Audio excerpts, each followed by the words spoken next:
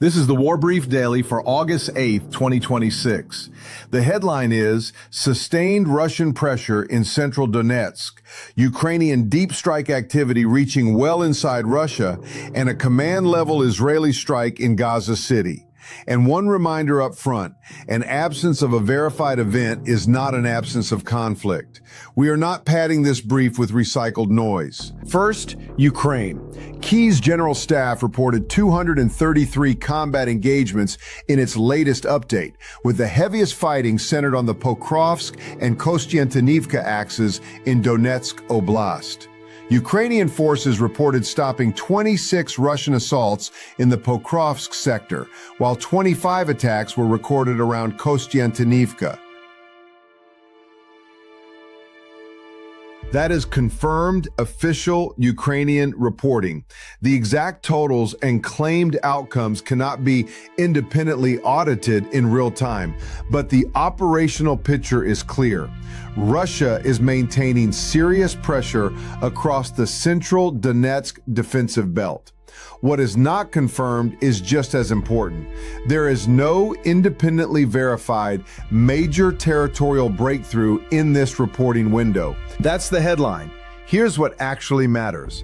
High attack tempo can fix Ukrainian reserves, drain ammunition, and create opportunities if Russian forces find one weak point. Watch for geolocated evidence of a penetration, reserve movements, or a shift from dispersed assaults to a concentrated push. Second, Ukraine also reported long-range drone operations against Russian rear areas overnight into August 7. Ukrainian sources said oil infrastructure in Yaroslavl and Bashkortostan was targeted, with at least one reported fire. They also claimed attacks against Russian military boats and vessels linked to Russia's oil shipping network in the Black Sea. Continued Ukrainian deep strike activity is credible. The precise facilities hit, the level of damage, and the maritime effects remain only partly corroborated. Let's keep this clean. No independently confirmed sinking or disabling of a vessel at this stage. If refinery damage is confirmed through local reporting, imagery, or satellite data, it adds pressure on Russian fuel processing and logistics far behind the front. Ukraine's military intelligence also says special forces raided Russian positions on Tundra Spit off occupied Kherson. The raid is a credible official claim. Casualty and damage figures are not verified. Tactically, it signals that Ukraine can still contest coastal staging positions in the northwestern Black Sea.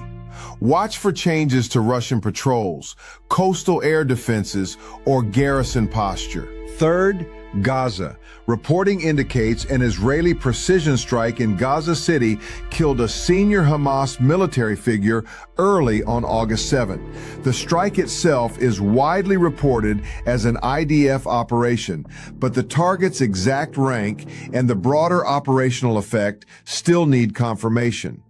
Air activity across Gaza also continued.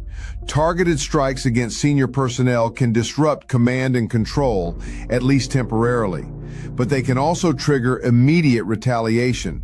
Watch for an IDF identification of the target, Hamas confirmation, and follow-on rocket, drone, or ambush activity. On the Israel-Lebanon front, the verified change was diplomatic, not a new battle. U.S. reporting cited progress in Rome talks, and the IDF said 15 Israeli civilians who crossed into Lebanon were returned. That reduces one immediate escalation trigger. It does not mean the border is stable.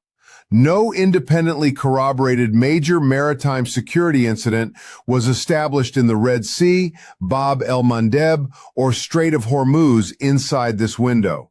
No discrete verified escalation in Sudan, the Sahel, or the Indo-Pacific made the cut either. Watch next for confirmation of Ukraine's rear area strikes, any verifiable Russian advance near Pokrovsk or Kostiantynivka, identification and retaliation after the Gaza City strike, and any fresh confirmed maritime incident in the Middle East. That's your War Brief Daily for August 8, 2026.